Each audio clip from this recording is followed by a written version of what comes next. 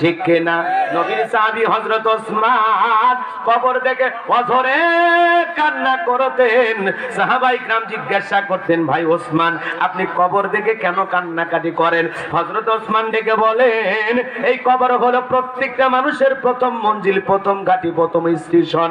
এই কবরে তিনটা প্রশ্ন করা হবে, যে সঠিক উত্তর দিতে পারবে তার মিজান ফুলসিরাতে কোনো টেনশন নাই। কবরের 1 নাম্বার প্রশ্ন হলো মার রব্বুকা, তোমার রব কে? প্রশ্নের ভিতরেও রব শব্দ আছে না নাই? আছে। রুহের জগতে রব, জীবনের পরতে পরতে সব জায়গায় রব।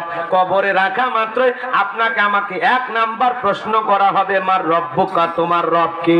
যারা দুনিয়াতে রবের গোলামি করেছে, এক আল্লাহর ইবাদত করেছে, যারা আল্লাহর খাঁটি মুমিন মুত্তাকি বান্দা, নেক আমল করে কবরে যাবে যারা, সঠিক উত্তর দিতে পারবে তারা। ফেরেশতারা যখন প্রশ্ন করবে মার রব্বুকা, ঈমানদার খাঁটি মুসলমান মুত্তাকি আল্লাহর মাহবুব প্রিয় বান্দা জবাব দিয়ে বলবে রব্বি আল্লাহ, রব্বি আল্লাহ, আমার রব আমার আল্লাহ।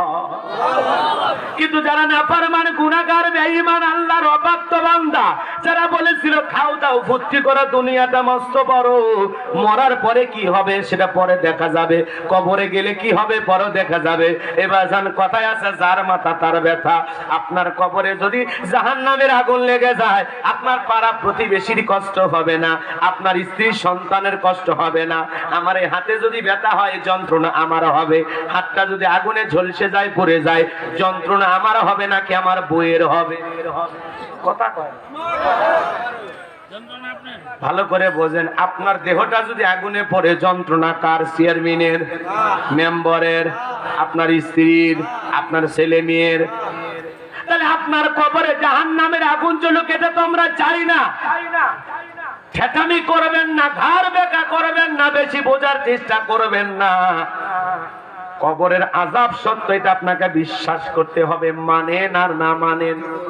কথা কয় না কেন?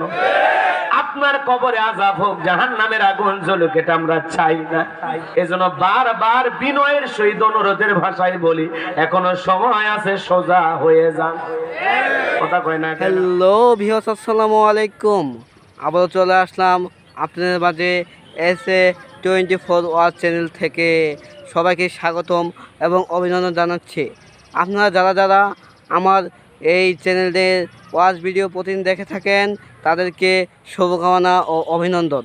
এবং এই চ্যানেলটি এর পাশে থাকবেন সব সময়, এবং এই চ্যানেলটি এখন থেকে সবাই সাবস্ক্রাইব করে রাখবেন এবং চ্যানেলকে লাইক কমেন্ট শেয়ার করে পাশে থাকবেন।